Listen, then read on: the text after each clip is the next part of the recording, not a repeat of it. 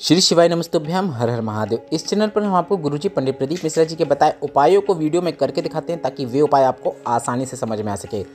अभी गुरुजी पंडित प्रदीप मिश्रा जी की पोड़े सांगवी में शिव महापुराण चल रही है, जिसका नाम अष्टविनायक शिव महापुराण कथा है, जिसमें गुरुजी ने बताया है कि आपको 19 सितंबर को अपने घर में गणेश जी की प्रतिमा स्थापित करना है। अब इसके साथ ही गुरुजी ने अपनी पिछली कथाओं में यह भी बताया है कि आपको किस प्रकार की प्रतिमा अपने घर पे स्थापित करना चाहिए। अगर आपका व्यापार है और वहाँ आप गणेश जी की प्रतिमा स्थापित करना चाहते हैं तो आपको वहाँ पर किस प्रकार की प्रतिमा स्थापित करना है। तो सबसे पहले हम आपको प्रतिमा किस प्रकार की लेना चाहिए वह जानकारी दे रहे हैं। उसके बाद हम आपको गुरुजी का ही बताया पिछले वर्ष का सबसे अच्छा धन प्राप्ति उपाय, जैसे आपको गणेश जी की प्रतिमा स्थापित करते समय करना है। बस एक बार ही करना होता है, पूरे साल आपके घर में कभी भी धन संपदा की कमी नहीं रहती है, हमेशा धन संपदा भरी ही रहती है। उससे पहले हम आपको यह बता दें कि आपको प्रतिमा कैसे लेना है। तो गुरुजी पंडित प्रदीप मिश्रा जी ने ही अपनी पिछली कथाओं में बताया है कि आप गणेश जी की प्रतिमा लेने जा रहे हैं तो आपको, यदि आप अपने घर के लिए ला रहे हैं तो गणेश जी की जो सूंड है वह गणेश जी के दाहिने ओर होना चाहिए। मतलब गणेश जी का जो दाहिना हाथ होगा उस ओर सूंड का भी मुख होना चाहिए, सूंड उस साइड मुड़ी हुई होना चाहिए। इस प्रकार की दाहिने ओर सूंड वाली प्रतिमा हमें अपने घर पर स्थापित करना चाहिए, घर पे रखना चाहिए। और अगर आपका कोई व्यापार है, रोजगार है या फिर नौकरी है, ऐसी जगह पे आप अपना गणेश जी का प्रतिमा स्थापित करना चाहते हैं तो गणेश जी की जो सूंड है गणेश जी के बाईं ओर होना चाहिए। मतलब गणेश जी का जो बायां हाथ है उस ओर सूंड होना चाहिए, गणेश जी के बाएं हाथ की ओर सूंड मुड़ी हुई होना चाहिए।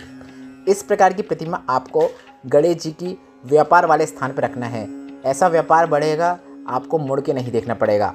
अब आपको आसानी से समझ में आ गया होगा। यदि आप घर में रखना चाहते हैं तो गणेश जी की प्रतिमा में जो सूंड होती है वह गणेश जी के दाहिने हाथ की ओर होना चाहिए। आपको अपना नहीं देखना है कि हम सीधे सामने खड़े हैं तो किस साइड होगा, आप बिल्कुल भी कंफ्यूज ना होएं।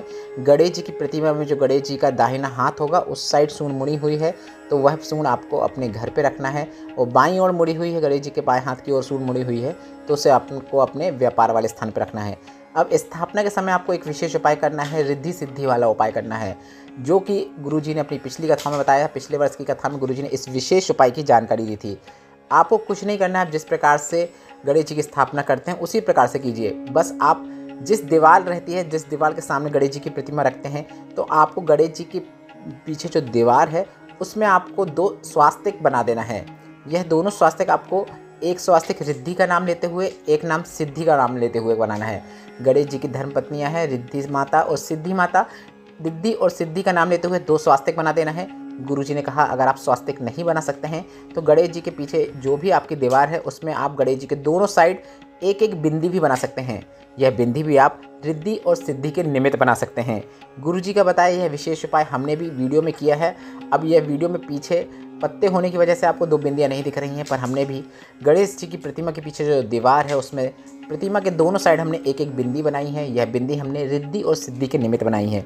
गुरुजी ने कहा आप गणेश जी का जब विसर्जन भी कर देंगे उसके बाद भी पूरे वर्ष भर रिद्धि सिद्धि आपके घर पर निवास करती हैं और आपके घर में कभी भी धन संपदा की कमी नहीं होने देती हैं। तो यह विशेष उपाय आप जब भी गणेश जी का स्थापना करें उस समय जरूर कीजिएगा। अब बिंदी बनाने के लिए आप रोली कुमकुम का उपयोग कर सकते हैं। और गणेश जी का प्रतिमा लेते समय आपको एक बात का और विशेष ध्यान रखना है कि कोई भी प्रतिमा लें उसमें चूहा जरूर होना चाहिए। गणेश जी की सवारी है चूहा, इसलिए किसी भी प्रतिमा में आप यह जरूर देखें कि उसमें चूहा है कि नहीं, चूहा की आकृति बनी है कि नहीं।